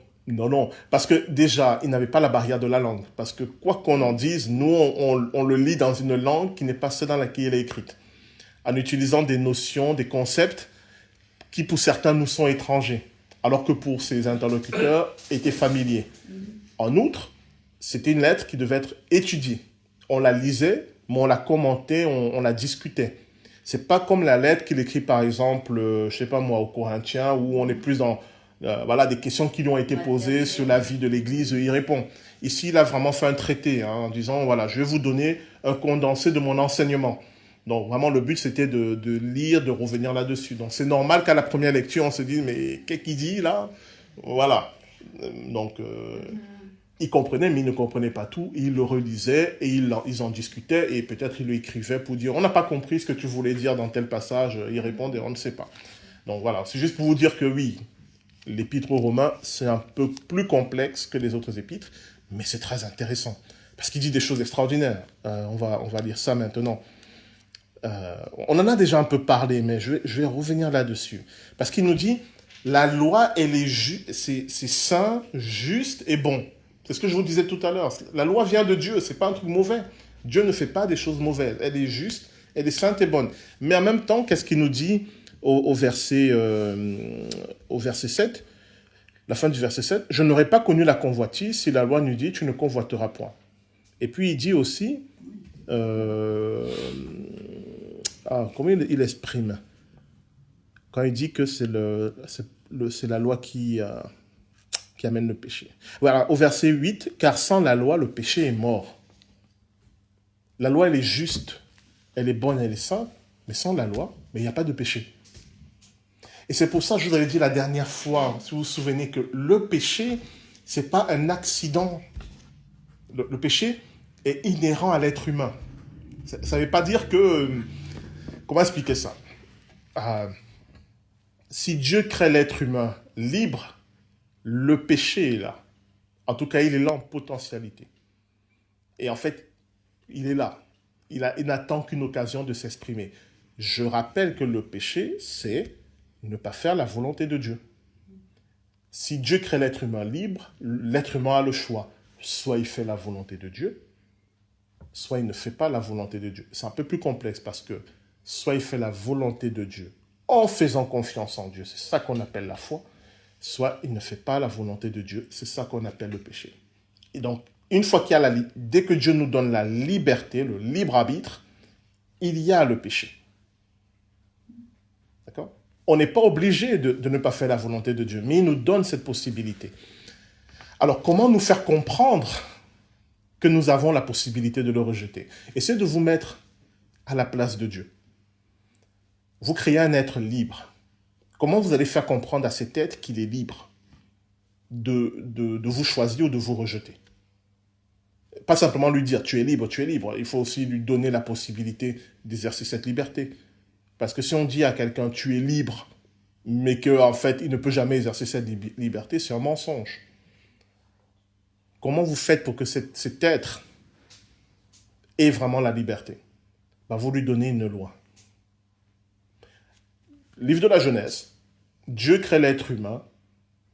Alors, en fait, la première loi, c'est reproduisez-vous et remplissez la terre, mais ce n'est pas vraiment une loi, c'est une bénédiction. Mais le première loi au sens qu'on l'entend, c'est tu mangeras de tous les fruits des arbres, mais l'arbre de la connaissance du bien et du mal, tu n'en mangeras pas. Dès que tu donnes une loi, tu donnes la liberté, mais tu donnes aussi la possibilité au péché de s'exprimer, le péché étant la possibilité de ne pas obéir à la loi. S'il n'y a pas de loi, il n'y a pas la possibilité de ne pas obéir à la loi. Donc, il n'y a pas de péché. C'est la différence entre les animaux et nous.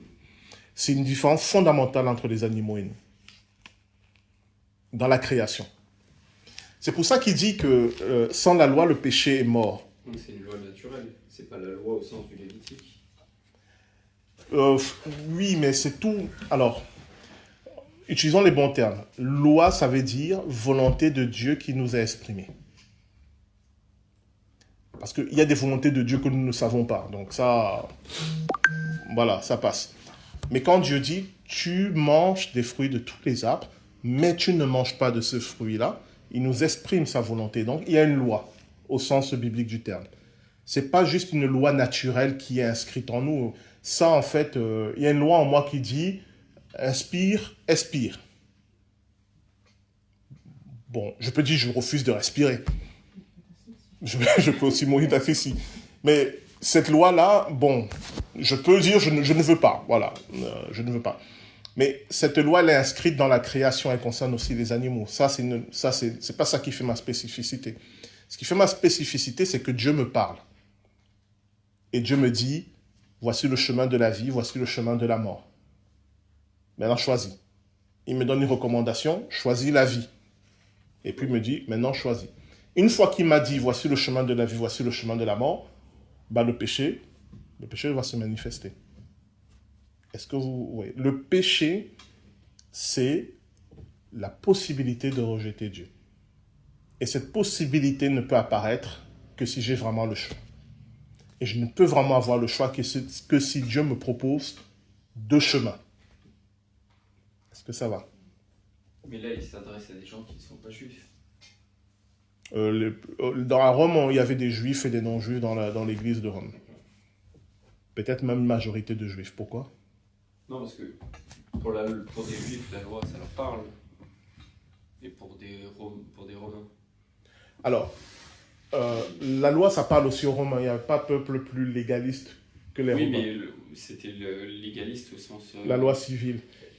Maintenant, on sait que les chrétiens qui étaient non-juifs, une grande majorité, étaient ce qu'on appelle des craignants Dieu.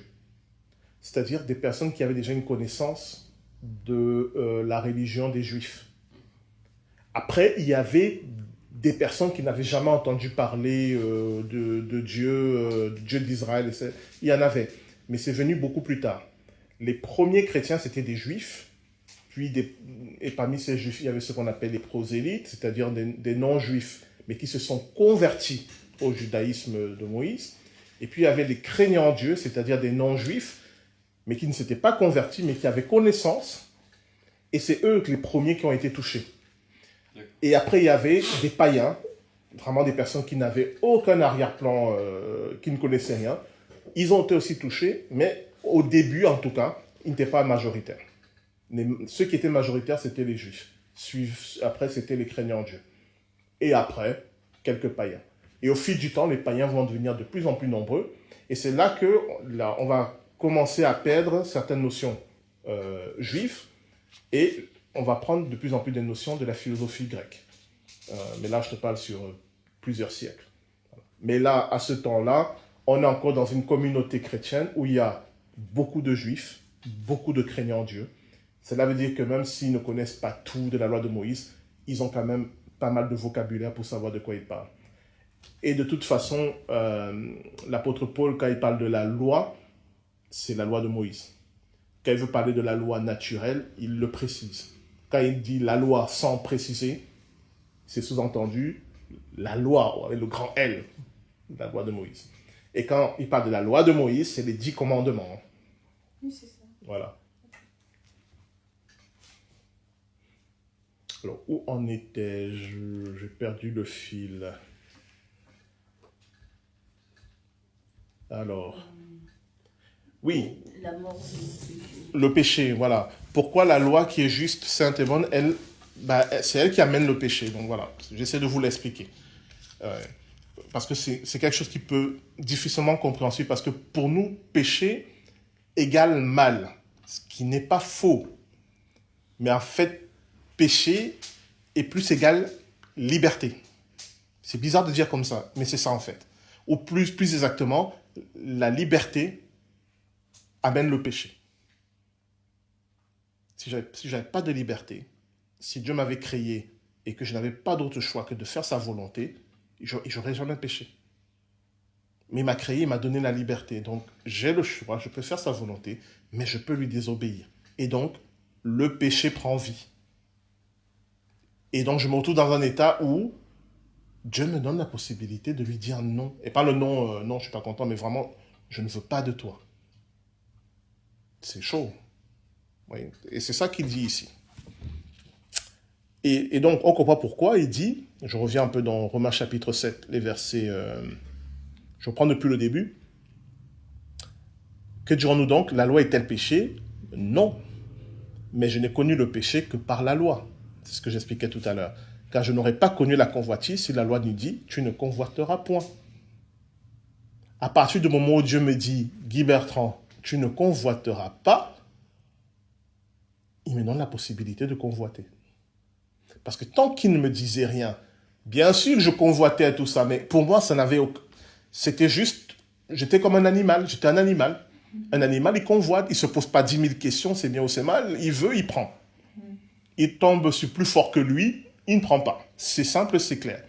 Maintenant, j'ai la possibilité de prendre. Dieu me dit, Guy Bertrand, tu ne convoiteras pas. Ça veut dire que même quand il n'y a pas d'obstacle, même quand rien ne m'empêche de convoiter, Dieu me dit, Guy Bertrand ne convoite pas. Waouh, j'étais tranquille avant, moi, tant que je ne me posais pas 10 000 questions. Mais maintenant qu'il a parlé, je suis obligé de prendre en compte ce que Dieu m'a dit. Et du coup, le péché peut agir et me dire, oui, mais il a dit ça, ouais, mais là, c'est une trop belle opportunité, tu ne peux pas laisser passer cette opportunité. Donc, dès que Dieu parle, le péché s'anime et il parle aussi. Et en fait, ça va paraître bizarre, mais ce n'est pas un problème. L'être humain a été créé comme ça. Le problème, c'est que l'être humain n'a pas compris que pour régler ça, il avait besoin de Dieu. Il a cru qu'il pouvait se dépatouiller avec le péché sans Dieu. Donc, le vrai problème de l'être humain, ce n'est pas le péché, c'est la gestion du péché sans Dieu. Parce que gérer le péché avec Dieu, ça a toujours été le projet de Dieu pour nous. Parfois, quand on lit le texte biblique ou qu'on l'interprète, on dit Dieu a créé Adam et Ève, ils étaient parfaits, ils étaient gentils, ils ne faisaient aucun mal. On invente des histoires dont la Bible ne parle même pas. On n'a jamais dit qu'ils étaient parfaits. Jamais la Bible ne dit qu'ils étaient parfaits. On dit juste que Dieu, il crée l'être humain, il dit c'est très bon. Cela veut dire que c'est tout à fait conforme à ce qu'il voulait. Mais qu'est-ce qu'il voulait? Il voulait des êtres libres qui pouvaient le rejeter. Et son projet à lui, c'était de nous aider à gérer cette possibilité de le rejeter. Et quand il nous aide à gérer cette possibilité-là, c'est ça qui crée la relation. Vous voyez? S'il nous avait créé sans la possibilité de le rejeter, donc sans le péché, il n'y aurait pas de relation, nous ne serions que des automates qui obéissent au doigt et à l'œil. Vraiment, n'hésitez pas s'il y a des questions. Moi, je suis très clair dans ma tête, mais je peux concevoir que ça peut être bizarre, puisque je sais que ce n'est pas d'habitude ce qu'on dit, puisqu'on dit le péché, c'est le mal, etc., etc. Le péché, ce n'est pas le mal en soi. Le péché, c'est une possibilité qui devient le mal lorsqu'on ne le gère pas avec Dieu. Et oui, là, le péché entraîne le mal, oui. Mais le péché n'est pas d'abord le mal, il est juste une possibilité. Si donc Dieu me dit, Guy Bertrand, tu ne convoiteras pas. Bon, pardon. Guy Bertrand, tu ne convoiteras pas les vêtements de Michael. Bon. Le péché, c'est, moi j'aime bien son ensemble, pourquoi je ne le prendrais pas ce qui appartient à Michael? Donc le péché, il commence à agir en me proposant une voie. Qu'est-ce que Dieu me propose? Il veut m'aider à gérer cette convoitise-là. Parce que le « tu ne convoiteras pas », c'est bizarrement dit. Je m'explique. Les 10 commandements sont au futur. Et au futur impératif. Donc on peut le comprendre. Tu ne convoiteras pas, c'est interdit. On peut aussi le comprendre. Tu ne convoiteras pas, dans le sens, je vais faire en sorte que tu ne convoites plus. C'est pour ça que c'est au futur. Non, c'est pas clair. Je explique. Les 10 commandements, en hébreu, c'est au futur. Le futur, en hébreu, ça n'existe pas. L'hébreu n'a pas le temps passé, présent, futur. Il a accompli, inaccompli. Soit la chose est accomplie, soit elle est inaccomplie. Tu ne convoiteras pas, c'est de l'inaccompli. Donc, en français, c'est l'équivalent de notre futur. Mais il y a aussi l'inaccompli dans le passé. Une action qui a commencé dans le passé, qui continue dans le présent et qui continuera dans le futur. Mais on n'a pas ce temps en français. C'est pour ça qu'on traduit en français, on va mettre dans les catégories passé, présent, futur. Donc, le « tu ne convoiteras pas » en hébreu, il n'est pas aussi clair qu'en français. À la fois, on me donne un ordre, mais à la fois, on me fait une promesse. Tu ne convoiteras pas. Et, ben oui, tu ne convoiteras pas. Ça arrivera, voilà, parce que je suis là. Tu ne convoiteras pas. En français, on perd cette ambiguïté parce que c'est Guy Bertrand, je t'interdis de convoiter. En hébreu, c'est Guy Bertrand, je te dis que tu ne convoiteras plus. Il faut rajouter le plus en français pour que ça prenne tout le sens. Ce qui veut dire quoi? Ce qui veut dire que la promesse de Dieu, c'est de nous aider à gérer cette possibilité que nous avons de le rejeter. Parce que ça va arriver un moment où il va nous demander quelque chose et ça ne va pas nous plaire. On ne va pas être d'accord. On va pas vouloir. Et comment je fais dans ce cas? Je lui demande son aide. Seigneur, ce que tu me proposes là, c'est dur pour moi. Je ne sais pas si je vais arriver, aide-moi. Je te dis une chose, ça me semble trop. Oui. C'est de la perversité. Non, vas-y. Oui, mais c'est ça, si je dis comme ça, pour moi, ça ressemble un petit peu à la perversité. C'est-à-dire? Je ne sais pas, tu ne convoiteras pas, enfin, j'arrive pas à placer ce futur, pour moi, c'est une interdiction à la limite. Non? Ben oui, c'est à la fois une interdiction, c'est-à-dire que Dieu, mais il nous dit tu ne convoiteras pas dans le sens oui, mais... convoiter c'est mal. Mais en hébreu, il y a également une promesse pour l'avenir. C'est à la fois Je te promets que tu ne convoiteras pas. C'est à la fois un interdit. Voilà. Regardez de ça. Il faut rajouter des mots. En français, il faudrait rajouter des mots. Mais on perd le côté une phrase. Parce que c'est pas faux de dire ça au futur, tu ne convoiteras pas.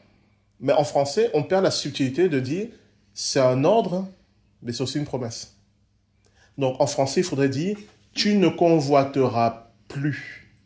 Oui, Et ça sera plus juste. voilà, là, je comprends mieux. Voilà. Il faudrait dire tu ne convoiteras plus, tu ne commettras plus d'adultère, tu ne feras plus de faux témoignages. Ok. Là, ça sera un peu Parce que- plus parce juste. que c'est difficile. Oui, oui. Tu ne convoiteras pas, mais l'esprit, voilà, si la convoitise, elle est là. C'est pour ça. C'est pour ça qu'en hébreu, c'est plus ouvert qu'en français. En français, on est, Je comprends mieux. en français, on est beaucoup plus dans quelque chose de limité. On te donne juste un ordre, et puis voilà, tu te débrouilles avec. En hébreu, on te donne toujours un ordre. Hein. C'est toujours de l'impératif. Ça ne va pas changer. Mais cet ordre peut aussi être vu comme une promesse. Et c'est ça qui amène un peu plus d'espérance. Et c'est pour ça qu'en hébreu, ce n'est pas les 10 commandements, ce sont les 10 paroles. Donc, en hébreu, en plus, on ne met pas l'accent sur le fait que c'est un ordre, mais on met l'accent sur le fait que Dieu parle. Or, depuis le livre de la Genèse, on a vu que quand Dieu parle, il se passe quelque chose. Il parle pour créer.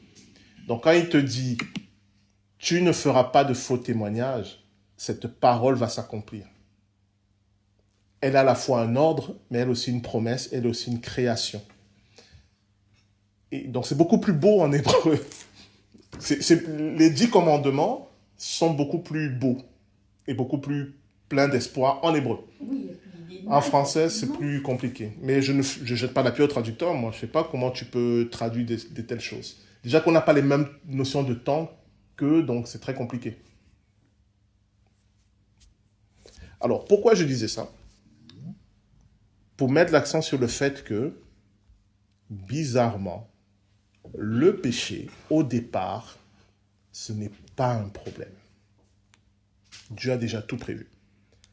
Mais le péché devient un problème quand on s'éloigne de Dieu. Et là, il mène à la mort. Le péché géré par Dieu nous conduit à la vie. Parce que, je suis désolé Michael, si je reprends l'exemple, la convoitise de l'ensemble de Michael, mais que je gère cette convoitise avec Dieu, qu'est-ce que Dieu va faire? Il va m'apprendre à gérer l'envie, la frustration, le désir. Il va m'apprendre à gérer toutes ces choses-là qui montent en moi et que je ne sais pas comment, qu'est-ce que je fais avec tout ça? Et il va m'enseigner comment tu gères le fait de ne pas avoir ce que tu veux sans devenir colérique, méchant, tout ça. Ça, c'est l'enseignement de Dieu pour l'être humain. Mais il ne peut pas me donner cet enseignement si je n'ai pas commencé par dire « Ah, je veux ». Donc, c'est pour ça que j'insiste là-dessus. Le péché fait partie du plan de Dieu pour nous.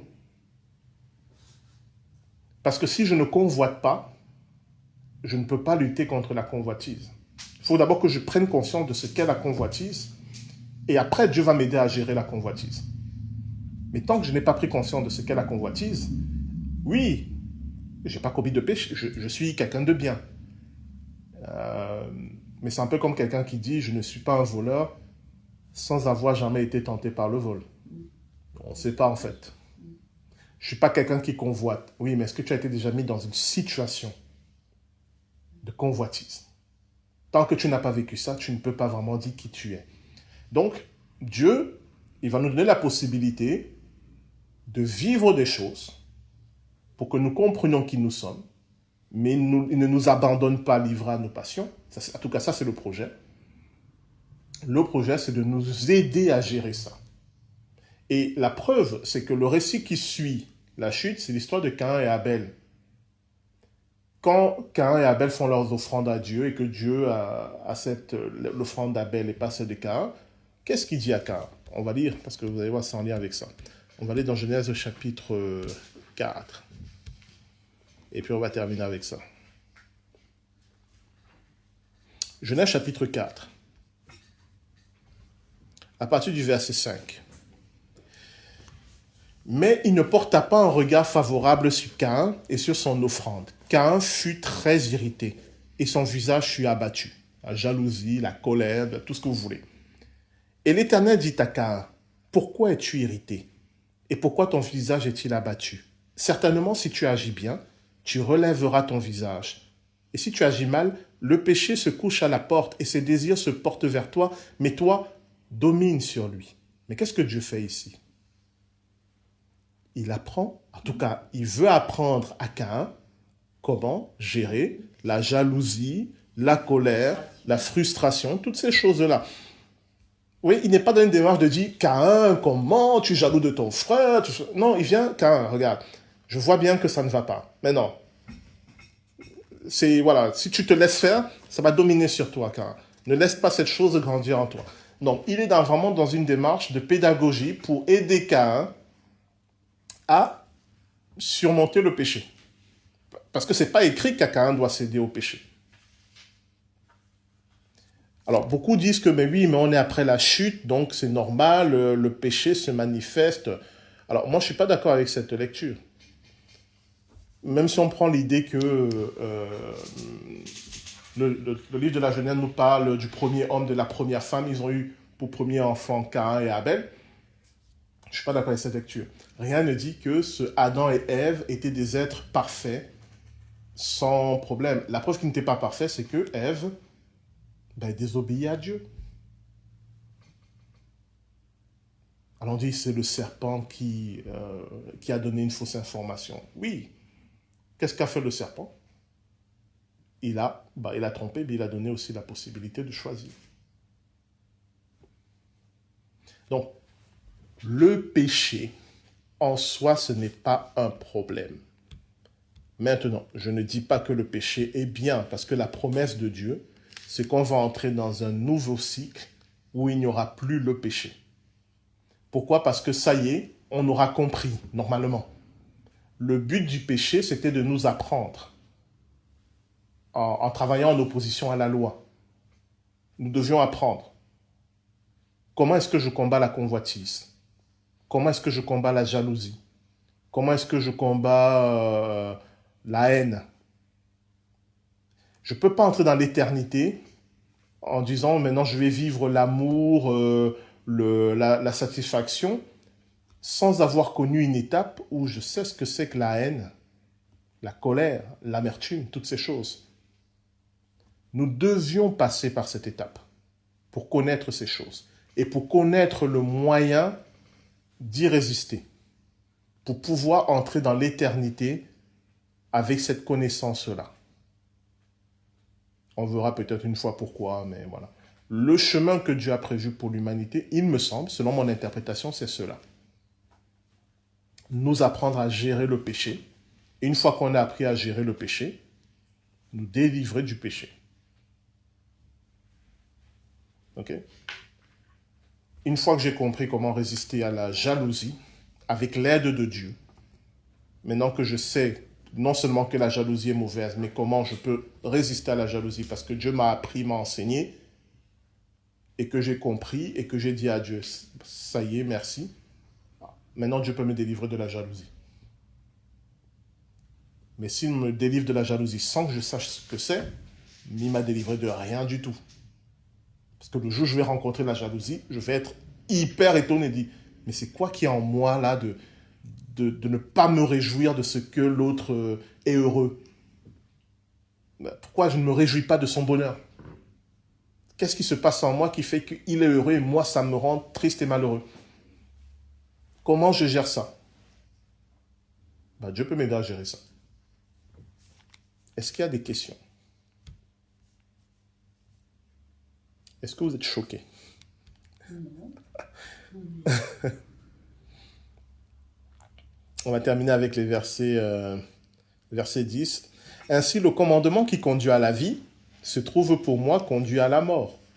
Oui, puisque Dieu me propose le chemin de vie, mais en moi, il y a autre chose qui se manifeste. Car le péché, saisissant l'occasion, me séduisit par le commandement. Parce qu'une fois que Dieu m'a dit, tu ne convoites pas, ok, donc je peux convoiter. C'est ça convoiter. Dieu m'interdit ça. Ok. Avant, je ne savais pas, je réagissais par instinct, comme un animal. Mais justement, la loi de Dieu vient me sortir de l'état animal et fait de moi un interlocuteur de Dieu. Où il me dit, Guy Bertrand, même si tu as la possibilité, même si tu as la force de prendre tout ce que tu veux, moi je te dis, ne prends pas ça. Et là, le péché peut agir. Parce que Dieu a parlé, Et donc, j'ai maintenant le choix. Lui obéir ou lui désobéir. Tant que Dieu n'avait rien dit, je n'avais pas ce choix. Donc, le péché, saisissant l'occasion du commandement, commence à me séduire, puisque je commence à envisager non seulement la possibilité d'obéir à Dieu, mais aussi la possibilité de ne pas obéir à Dieu. Encore une fois, un animal, au sens profond du terme, il agit par instinct, envie, pulsion, tout ce que vous voulez, mais pas par rapport à la parole de Dieu. Et c'est pour ça que les animaux ils ne sont pas aussi condamnables que nous. Les animaux ne commettent pas de péché.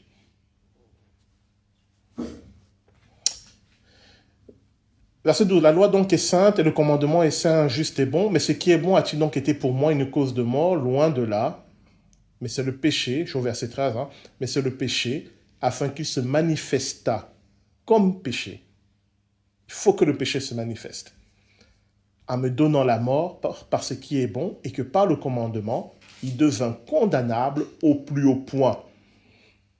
Pourquoi on va terminer avec ça, pourquoi il faut que le péché soit condamnable? Mais si quand Dieu me donne une parole de vie, et que moi j'envisage la parole de mort, c'est bien qu'il y a un truc qui ne va pas. Si Dieu me dit, j'ai mis devant toi le chemin de la vie et le chemin de la mort, et qu'il y a quelque chose en moi qui dit, Guy Bertrand, prends le chemin de la mort. Ça démontre quoi? Il y a quelque chose qui ne va pas. Je suis au point de refuser la vie que Dieu me donne. Donc Dieu met en évidence quelque chose en moi, qui est qu'il m'a donné la liberté, mais quand il n'est pas là, cette liberté aura tendance à m'amener loin de lui. Ce qu'il est en train de mettre en évidence, c'est que j'ai besoin de lui pour gérer cette liberté qu'il me donne. Et en fait, ça, c'est le vrai enjeu entre l'humanité et Dieu. L'humanité dit, on a la liberté, on va faire ce qu'on veut. Dieu dit, cette liberté va vous amener à la mort. Vous ne savez pas gérer la liberté. Vous, je parle de l'humanité. Vous ne savez pas gérer la liberté. Moi, Dieu, je vais vous apprendre à gérer la liberté. Parce que la liberté, ça se gère. La liberté, si elle n'est pas gérée, elle amène le monde dans l'état dans lequel on est, c'est-à-dire le plus fort, il écrase les autres. Parce que la liberté du plus fort, elle va écraser la liberté des autres. Point. Qu'est-ce qui peut faire que le plus fort donne la place aux autres? Qui va s'empêcher pour que les autres aient aussi la possibilité. Et ça, c'est l'œuvre de Dieu en nous.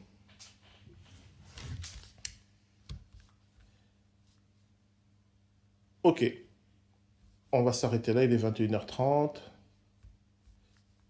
Est-ce qu'il y a des questions, des remarques par rapport à ce qui a été dit?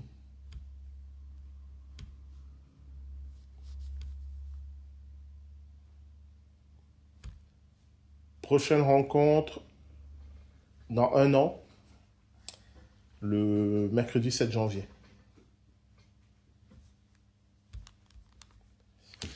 Voilà.